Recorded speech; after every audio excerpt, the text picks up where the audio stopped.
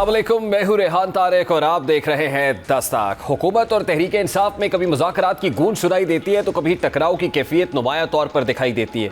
तहरीक इंसाफ की कोशिश है कि वो मौजूदा हुकूमत को मुख्तलिफ सियासी हरबों से शिकस्त दे, लेकिन फिलहाल तहरीक इंसाफ इस पोजीशन में नहीं कि वो हुकूमत को मंजर आम से हटा सके।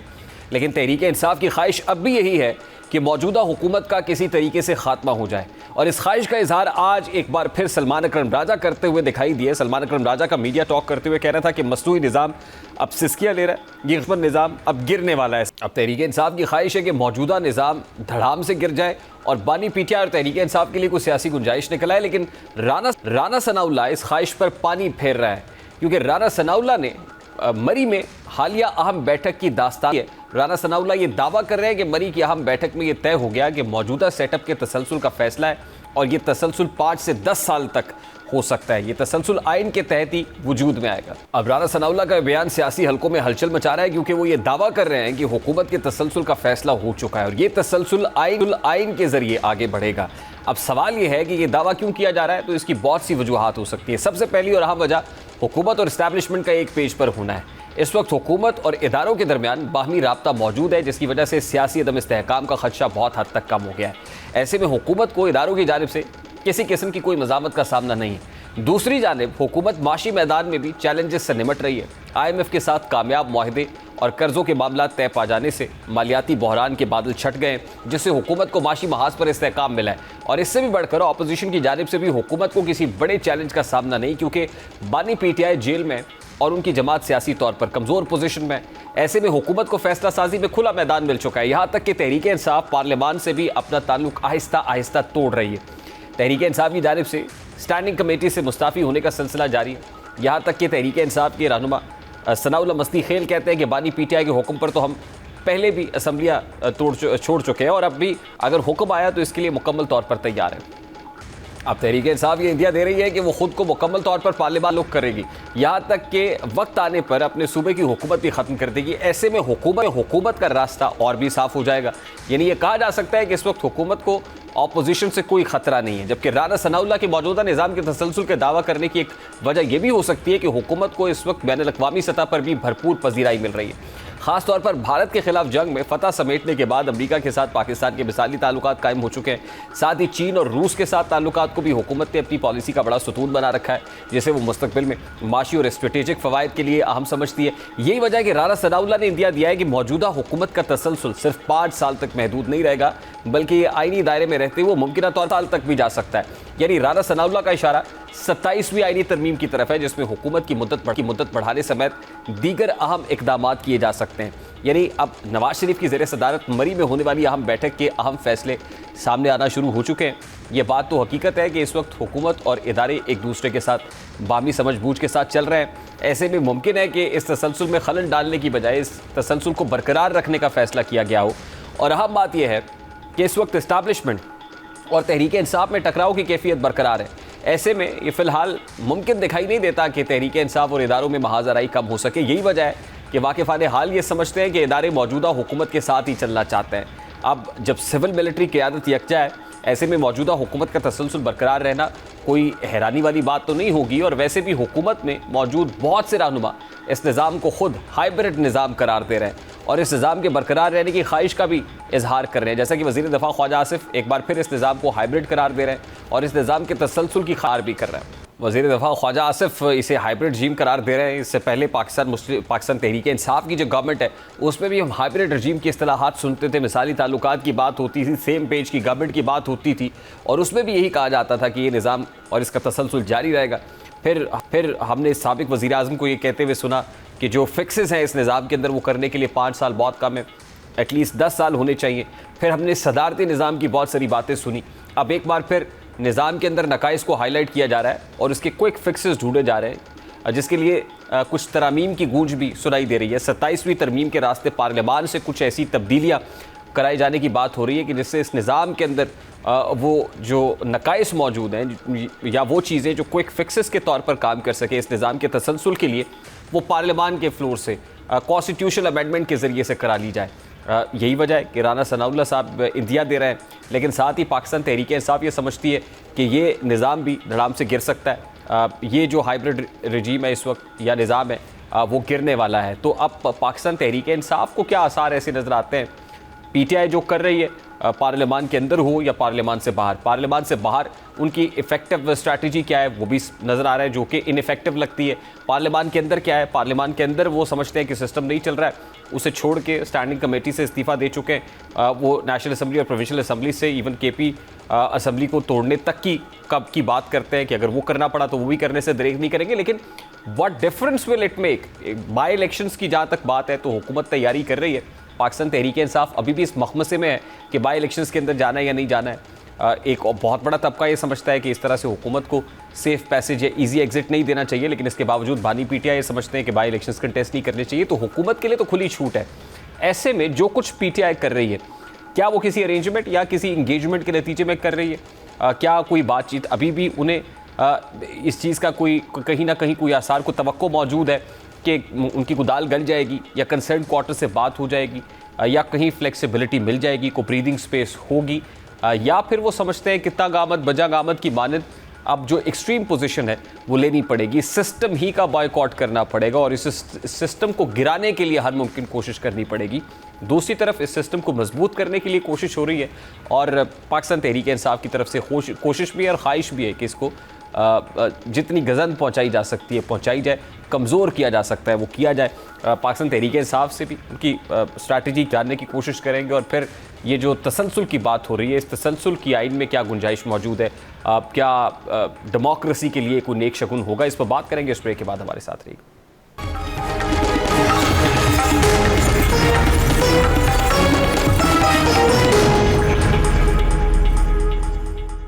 इस वक्त पाकिस्तान तहरीक इंसाफ के रहनुमा नईम हैदर पिछौता साहब हमारे साथ मौजूद है। अस्सलाम वालेकुम नईम साहब, बहुत बहुत शुक्रिया आपके वक्त के लिए। नईम साहब, एक तरफ सलमान अकरम राजा साहब ने आज ये कहा कि निज़ाम गिरने वाला है, दूसरी तरफ राना सनाउल्लाह साहब ये कह रहे हैं कि फ़ैसला हो चुका है, इसका तसलसल अगले 5 से 10 साल तक जारी रहेगा। तो किसे दुरुस्त माने?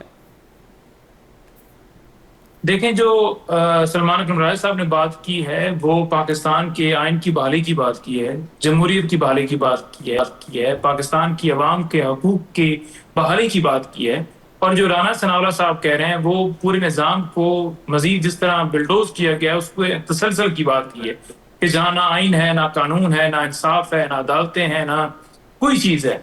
तो उस चीज़ की बात कर रहे हैं जो कि एक शर्म का मकाम है और उन्हें शर्म आनी चाहिए कि जिस लंदन प्लान के तहत ये सारा सेटअप लिया गया और पाकिस्तान का निज़ाम जो है मफलूज किया गया, पाकिस्तान की अवाम को जो है उनकी राय को जिस तरह मुस्तरद किया गया, तो उसको ही वो आगे बढ़ाने की बात कर रहे हैं। और लेकिन नहीं साहब, दोनों चीजों के जाहिर है जांचने के लिए कोई सिम्टम्स, बिल्कुल ठीक, कुछ सिम्टम्स तो होते हैं ना कि कौन कि किसके कहे में कितना असर है। अब मैं सलमान अकरम राजा साहब के कहे में अगर देखूं तो वो कहते हैं कि निज़ाम गिरने वाला है, लेकिन ये कैसे गिरेगा? मतलब ये जहाँ पाकिस्तान तहरीक इंसाफ एक सेफ पैसेज दे रही होगी हुकूमत को, पार्लियामान के अंदर भी पार्लियामान से बाहर भी कोई ज़्यादा दबाव नहीं है, और दूसरी तरफ हुकूमत जो है वो बाय एनी मीन्स, यानी वो 27th कॉन्स्टिट्यूशनल अमेंडमेंट की बात भी हो रही है, पार्लियामान के फ्लोर से अगर कोई ऐसी तब्दीली लाना चाहते हैं तो वो भी ला सकते हैं, क्योंकि वहाँ पे तो कोई इफेक्टिव ऑपोजिशन वॉइस तो होगी नहीं, तो हुकूमत तो चाहेगी तो वो कर लेगी। यानी अगले 5 से 10 साल तक के जो तसलसल की बात कर रहे हैं वो उनको नज़र आ रहा है कि हम ऐसा करने में कामयाब हो सकते हैं, तो वो कर रहे हैं। नहीं, देखें, जो सलमान अकरम राजा बात कर रहे हैं वो 90% पाकिस्तान की अवाम की राय बात कर रही है कि पाकिस्तान की अवाम चाहती है कि ये झूठ का निज़ाम जो है गिरे। और जो राना साहब बात कर रहे हैं या उसके जितने लोग बात कर रहे हैं तो उसको आप ये ना कि ये पाकिस्तान में जमहूरियत की बात कर रहे हैं, वो डिक्टेटरशिप के तसलसल की बात कर रहे हैं। और ये जो हुकूमत है, ये जैली हुकूमत है, इसके साथ बैठ के या वहाँ असम्बली के अंदर आवाज बुलंद करके इनसे हमने क्या लेना है? इनको तो खुद लाया गया। हम तो इस निजाम की बेहतरी की बात कर रहे हैं। लेकिन आप ये कह रहे हैं ना कि 90%, नहीं साहब, आप ये कह रहे हैं कि 90% की ख्वाहिश की बात कर रहे हैं। अब ख्वाहिश अपनी जगह पे, लेकिन वो कहते हैं ख्वाहिशों को खूबसूरत शक्ल देने के लिए ख्वाहिशों की कैद से आज़ाद होना चाहिए। ये प्रैक्टिकली कैसे होगा? इसके लिए स्ट्रैटेजी क्या है? ये कैसे गिरेगा? देखिए, एक तरफ जो है और ताकत का इस्तेमाल किया जा रहा है और एक तरफ अवाम पुरअमन तरीके से चाहती है कि हमारे मामलात जो हैं वो आज़ाद हों, हम अपने मामलात के अंदर खुद मुख्तार हों और हमें हमारे हकूक मिलने चाहिए, लोगों के बुनियादी हकूक उनकी प्रोटेक्शन हो। आज जजेस लेटर लिख रहे हैं, क्या वो बात कर रहे हैं कि हम अपनी आईनी जिम्मेदारियां पूरी नहीं कर पा रहे। ठीक है, अदलिया को मफलूज किया गया है, निज़ाम इंसाफ जो है वो ख़त्म किया गया है, पाकिस्तान के अंदर मईशत जो है वो डूबती जा रही है और डूब चुकी है। तो ऐसी सूरत हाल के अंदर जो आवाम है वो फैसला किया है उन्होंने 8 को, और आवाम जो है राय रखती है कि निज़ाम हमने गिराना है, जिसके लिए पूरा पाकिस्तान जदोजहद कर रहा है। उसके लिए लोगों ने कुर्बानियां दी, जानों की कुर्बानियां दी, गिरफ्तारियां दी, मुकदमात झेले, लेकिन अपने मौकफ से वो पीछे नहीं हट रहे, क्योंकि वो मौकफ जो उनका लीडर, नहीं साहब, मुझे जो सिर्फ आज ये जेल में, मैं ये वो मौकफ समझना लेकर सर, खड़ा मैं है। आपसे ये समझना चाहता हूं, मुझे समझाइए कि आने वाले चंद दिनों में ऐसा क्या होगा कि जिसको आप देखते हुए हम ये कह सकेंगे कि भाई ये निज़ाम लपेट दिया गया। देखिए, इनकलाब आएगा, और अच्छा, इनकलाब जो है वो अवामी लाती है, और पुरअमन तरीके से इनकलाब इंशाल्लाह आएगा और पाकिस्तान में निज़ाम इंसाफ कायम होगा। उस इनकलाब की तरफ, उस हकीकी आज़ादी के लिए हम जदोजहद कर रहे हैं, और इंशाल्लाह ताला जब आप हक पे होते हैं तो आपकी जीत होती है। झूठे और झूठ का निज़ाम बनाने वाले और तमाम जो पार्टनरशिप है, ये पार्टनरशिप इंशाल्लाह टूटेगी। ये किस इनकलाब की बात आप कर रहे हैं सर? मैं कोई ये जो आपको ये उस इनकलाब फ्रेंच की बात कर रेवोल्यूशन रहा की हूं, बात कर रहे हैं आप?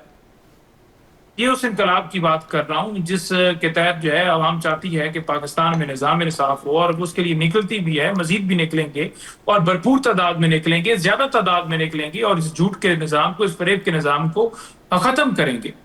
सर देखें, निकलेंगे, होगा, करेंगे, कौन करेगा सर? कौन निकालेगा इनको? कैसे होगा? मुझे मुझे प्लीज मुझे समझाइए सर, ये दिक्कत है, ये मुझे समझाइए, ये देखिए, होगा उनका कैसे? लीडर जो है, उनका लीडर जो है इमरान खान है, और पूरी कौम जो है उनके पीछे मुत्तहिद है, और 8 फरवरी को निकले।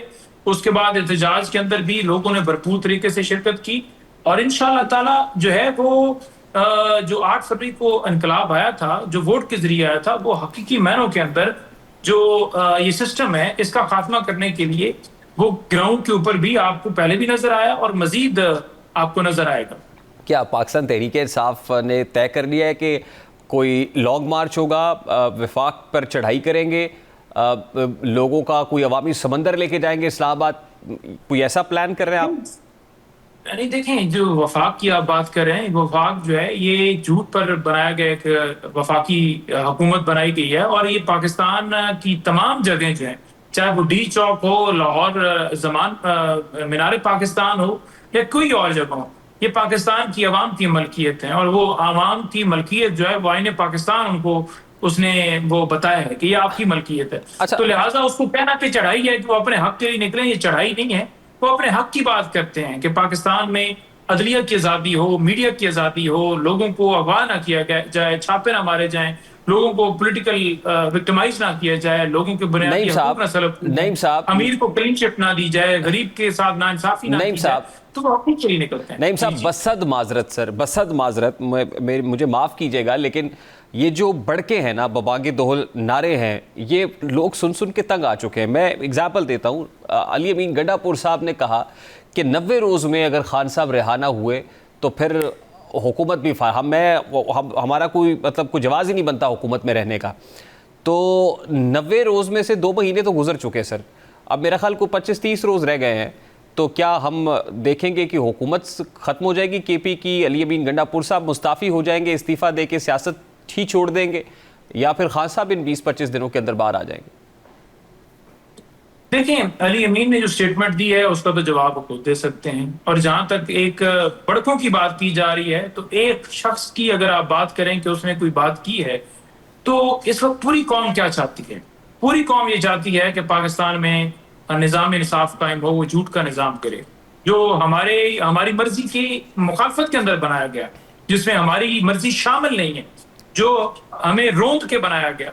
तो लिहाजा पूरे पाकिस्तान की आवाज है कि पाकिस्तान के अंदर ये निज़ाम खत्म हो, जिसके तसलसल की मरी के अंदर मीटिंग्स की जा रही हैं कि वो तसलसल कायम रहेगा, और एक्सटेंशन और मामलात और 5 साल चलेगा या 10 साल चलेगा। ये बंद कमरों के अंदर फैसले नहीं होने चाहिए, ये अवाम फैसले करे। अवाम ने 8 फरवरी को फैसला किया, उस फैसले को तस्लीम किया जाए। क्यों नहीं तस्लीम किया जा रहा? ऐसे चीफ इलेक्शन कमिश्नर अपनी बदौलत पूरी करने के बावजूद सर, आज भी सीट के ऊपर बैठे सर हैं, ऐसे वो अपना वक्त पूरा कर चुके हैं। सर ऐसे किसी भी फैसले को आप पार्लियामान के अंदर रह के रोक सकते हैं? ये आप मेरा मशवरा समझ लीजिए, अदना सी तजवीज़ समझ लीजिए। पार्लियामान से जब बाहर आएंगे तो मजीद इनफेक्टिव हो जाएंगे, बाकी मर्जी आपकी है sir. Very quick comment of yours, then I have to take a break. बैठे हुए हैं जी, पार्लियामान के अंदर, हम बैठे हुए हैं, और पार्लियामान के अंदर जिस हद तक हम आवाज हमने बुलंद की और कर रहे हैं, कमेटियों की हद तक इस्तीफा दिया है, जो कि एक एहतजाज के तौर पर या कह लें कि वहां उसका कोई असर नहीं है। बाकी जो सिस्टम चल रहा है उसमें तो कोई चीज मानी नहीं जा रही। जब पाकिस्तान कायम नहीं माना जा रहा, जिस वक्त पाकिस्तान कायनसा शक्ल के अंदर बहाल नहीं होगा, जिस वक्त तक, उस वक्त तक आपका मुल्क आगे बढ़ ही नहीं सकता। 1 रुपए की इन्वेस्टमेंट आपके मुल्क के अंदर नहीं आई 2-2.5 सालों के अंदर, क्योंकि सारी दुनिया को पता है कि अपने पैसे बाहर हैं और ये हमें कह रहे हैं कि पाकिस्तान के अंदर इन्वेस्टमेंट करें। वहां तो कानून ही नहीं है, तो कानून नहीं होगा, अमन नहीं होगा, मैशत तब तक आपकी ठीक नहीं हो सकती, आपके मुल्क के अंदर जो है वो तरक्की की तरफ आगे नहीं बढ़ सकता। अमन और जो आपके मुल्क के अंदर रूल ऑफ लॉ है, ये बहुत जरूरी है। नहीं बुझौता साहब, I have to take a break here sir. बहुत बहुत शुक्रिया। पाकिस्तान तहरीक इंसाफ के रानुमा बुझौता हमारे साथ मौजूद थे। एक ब्रेक लेते हैं, ब्रेक के बाद वापस आएंगे। तसलसल का जमहूरी तौर पर यानी 5 से 10 साल का क्या कोई रास्ता मौजूद है, कोई आइन में कोई ऐसी गुंजाइश है? बात करेंगे इस ब्रेक के बाद। हमारे साथ रहिए।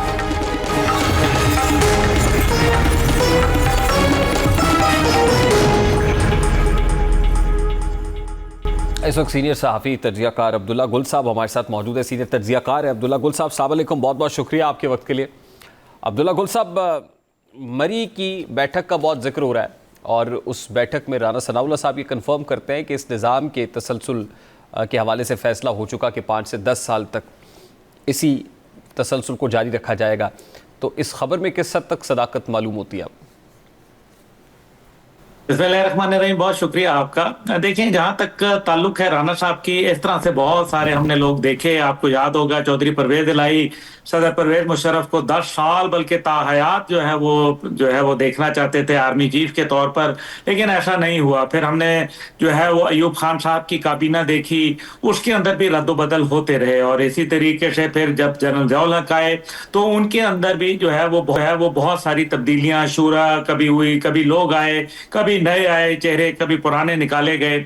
और इसी तरीके से फिर परवेज मुशर्रफ साहब के दौर में भी हमने मामला देखे। लेकिन इन सब के बावजूद जो है मसला यहाँ यह है कि क्या ये हाइब्रिड निज़ाम जो है ये पनप रहा है, क्या ये जमहूरियत के लिए जो है फ़ायदेमंद है या मुस्लिम लीग के लिए जो है अच्छा है। देखें, बात तो ये है कि मुल्क को फ़ायदा होना चाहिए और वो चाहे किसी भी सूरत हो। मुझे इससे गर्ज नहीं है कि मुल्क में कौन क्या कर रहा है, हाइब्रिड है या नहीं है। हमने सेलेक्टेड भी देख लिए, हमने जो है इलेक्टेड भी देख लिए, हमने हर किस्म के हाइब्रिड भी देख लिए। अगर मुल्क में तामीर और तरक्की हो रही है तो फिर तो ठीक है, लेकिन लगता यह है कि ये निज़ाम इतनी देर तक जो है कायम रहना जरा मुश्किल लगेगा, खास तौर पे ऐसे वक्त में जब दुनिया के हालात जो है वो तब्दील हो रहे हैं। अभी जो एससीओ का इजलास कतला कलामी के लिए माजरत, राना सनाउल्लाह साहब रेफर कर रहे हैं इस हाइब्रिड रिजीम को 5 से 10 साल तक, या किसी पर्टिकुलर शख्सियत की बात करते हैं? देखिए, वो जाहिर है पर्टिकुलर शख्सियत के इर्द गिर्द ही मामलात घूमते हैं, लेकिन जो 10 साल का क्योंकि एक इसलिए बोला जाता है क्योंकि जब भी जो है वो एक फौज की तरफ से ज़रा मजबूती होती है और पाकिस्तान में फौज का किरदार बढ़ता है तो उसके ऊपर जाहिर है वो तकरीबन अरसा जो है वो 10 साल तक जो है मुहित होता है।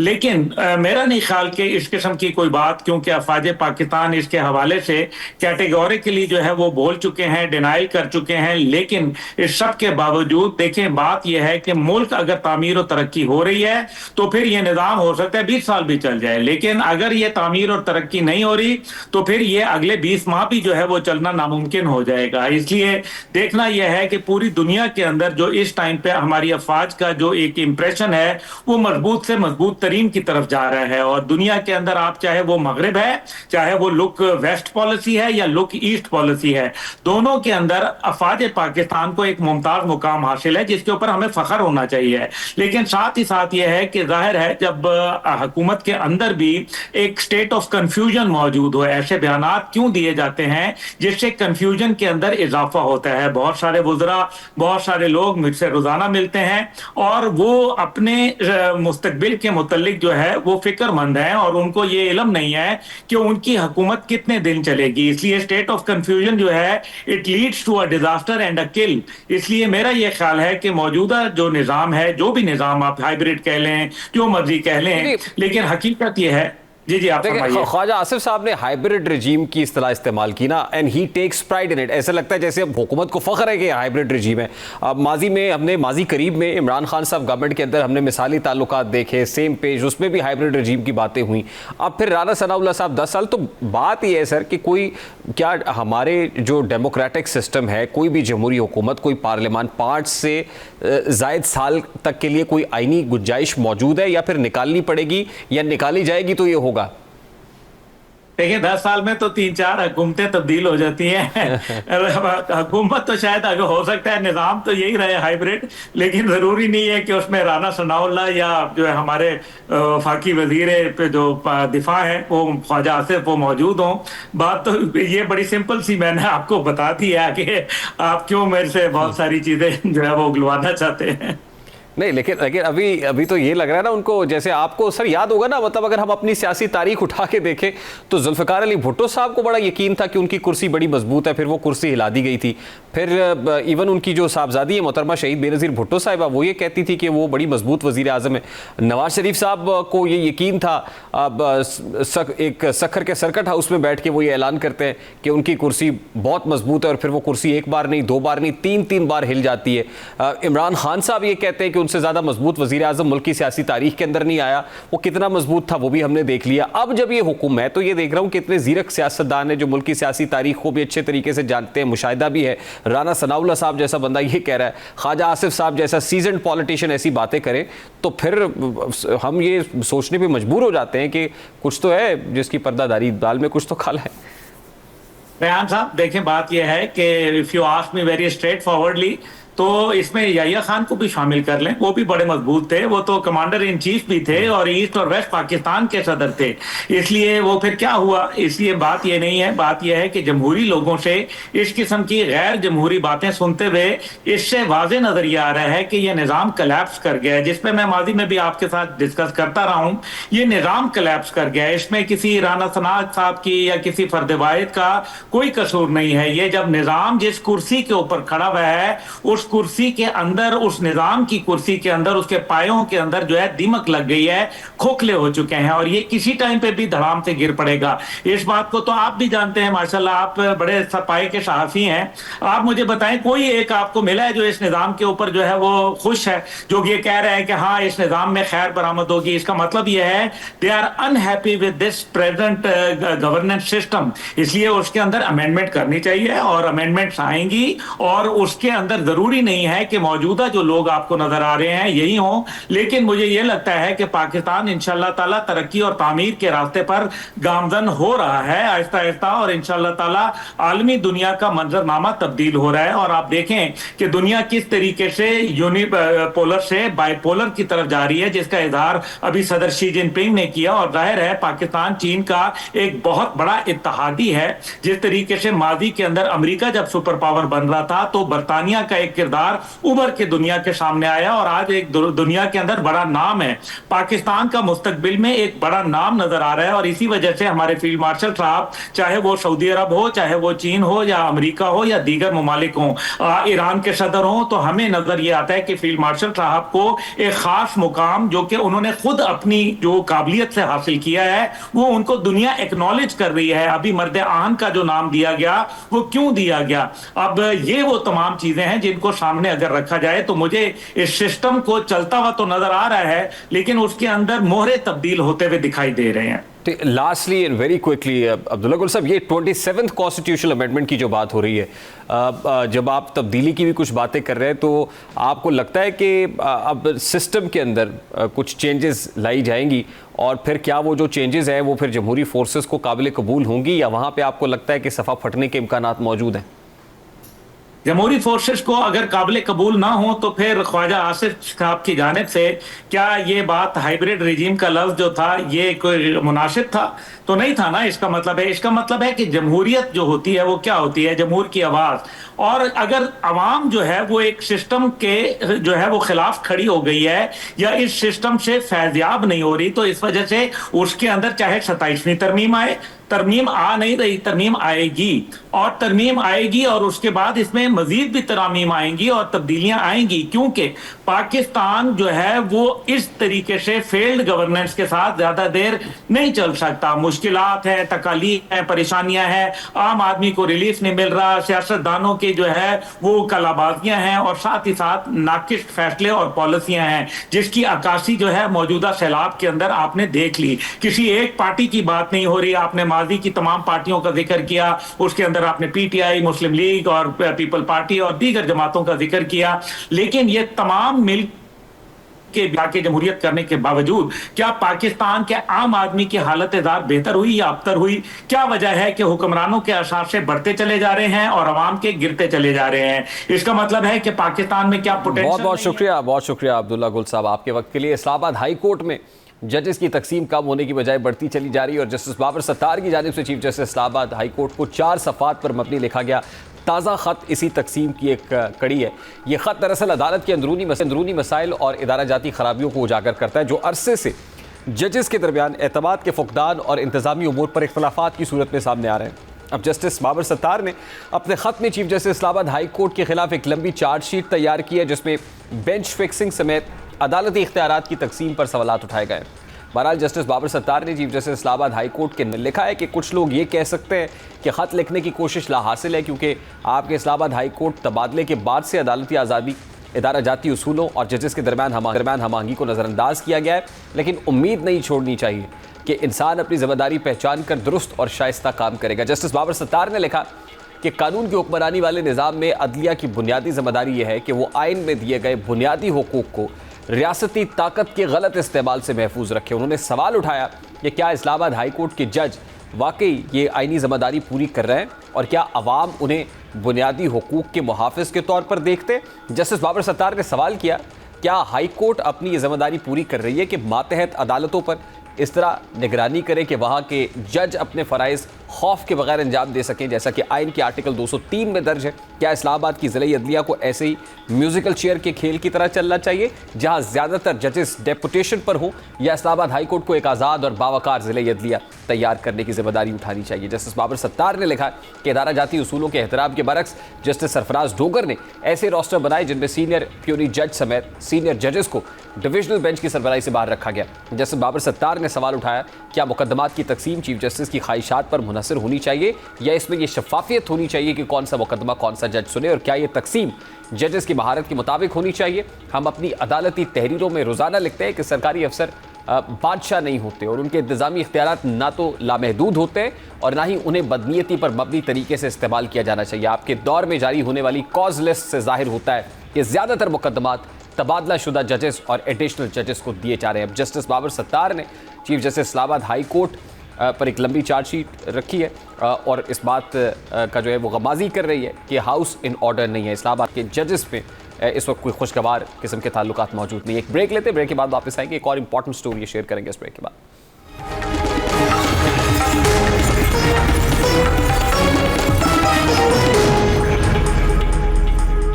पाकिस्तान समेत दुनिया भर में गुज़श्ता चंद बरसों में ऑनलाइन बेटिंग ऐप्स और डिजिटल जुए के रुझान ने खतरनाक हद तक बिगाड़ को जन्म दिया है। सोशल मीडिया इन्फ्लुएंसर्स, यूट्यूबर्स और टिकटॉकर्स ने अपने फॉलोअर्स की बड़ी तादाद को इस्तेमाल करते हुए इन ऐप्स को प्रमोशन शुरू की, इनको प्रमोट किया, जिसके नतीजे में लाखों नौजवान इस जाल में बुरे तरीके से ट्रैप हुए और इन बेटिंग ऐप्स के तबाहकुन असरात सामने आने लगे, जिसके बाद हुकूमत और कानून नाफिज करने वाले इदारे हरकत में आए और तहकीकात में ये बात सामने आई कि इन्फ्लुएंसर्स ने अपनी बड़ी फ़ैन फॉलोइंग को सरमायाकारी के तौर पर इस्तेमाल किया, जैसा कि रजब भट्ट और डकी भाई जैसे यूट्यूबर्स ने बेटिंग ऐप्स को बार बार अपनी वीडियोस में प्रमोट किया और लोगों को इस जानिब राग़िब करने के बदले उन्हें कमीशन और फिर ज़ाहिर फ़ीसद के हिसाब से अदायगी दी। सबसे पहले रजब भट्ट की फ़रार की कोशिश ने इदारे को मज़ीद मुतहर्रिक किया और सोशल मीडिया इन्फ्लुएंसर्स पर मुल्क छोड़ने पर सख्त पाबंदी आयद कर दी गई ताकि कोई भी मुल्ज़िम बैरून मुल्क जाकर बच ना सके। मीडिया रिपोर्ट्स के मुताबिक इसी दौरान जब डकी भाई के अकाउंट्स की छानबीन शुरू हुई और बैंकिंग चैनल्स ने उन्हें कार्रवाई की इतला दी तो उन्होंने भी राह फरार अपनाने की कोशिश की, लेकिन वो मौके पर गिरफ्तार हो गए। डकी भाई की गिरफ्तारी ने इस पूरे मामले को मजीद संगीन बना दिया क्योंकि इससे वाज़ेह हो गया कि बेटिंग ऐप्स की प्रमोशन सिर्फ तफरी नहीं बल्कि एक बाकायदा माली धंधा बन चुका है जिसमें सोशल मीडिया इन्फ्लुएंसर्स का बराह रास्त फ़ायदा शामिल है। अब डकी भाई की गिरफ्तारी के बाद कानून नाफिज करने वाले इदारों ने तहकीकात का दायरा वसी किया है और दीगर यूट्यूबर्स जैसे इकरा कंवल, नदीम नानी वाला, और अनसनी के गिर्द भी घेरा तंग होने लगा। इस हवाले से एनसीसीआई ने कल जो टोटल है वो 11 अफराद उनको शॉर्ट लिस्ट किया है, जिनमें से अब तक 6 अफराद को नोटिस जारी हो चुके हैं, जबकि बाकी अफराद को भी तहकीकात के लिए बुलाया जा रहा है। और मीडिया रिपोर्ट्स के मुताबिक इन सब इन्फ्लुएंसर्स के माली रिकॉर्ड और डिजिटल ट्रेल्स की जांच पड़ताल जारी है, ताकि ये देखा जा सके कि इनके ताल्लुकात किस हद तक बेटिंग ऐप्स के साथ जुड़े हुए हैं। इस हवाले से जन्नत मिर्ज़ा का नाम भी सामने आया है, जिस पर वर्ल्ड 777 नामी बेटिंग ऐप की प्रमोशन का इल्ज़ाम आयद किया गया है। जन्नत मिर्ज़ा जो कि पाकिस्तान की मकबूल तरीन टिकटॉकर्स में शामिल होती हैं, इसलिए उनके खिलाफ तहकीकात ने अवामी सतह पर ज़्यादा तवज्जो हासिल किया। यही वजह है कि उनकी जानिब से बेटिंग ऐप्स की तशहीर को मज़ीद संजीदगी से लिया जाने लगा और अब इसी तरह आने वाले वक्त में कई दीगर टिकटॉकर्स कानूनी शिकंजा सख्त होने वाला है। प्रोग्राम के वक्त अपने इख्तिताम को पहुंचे, आपसे मुलाकात होगी इंशाल्लाह कल। अपना रखिए ख्याल। अल्लाह हाफ़िज़।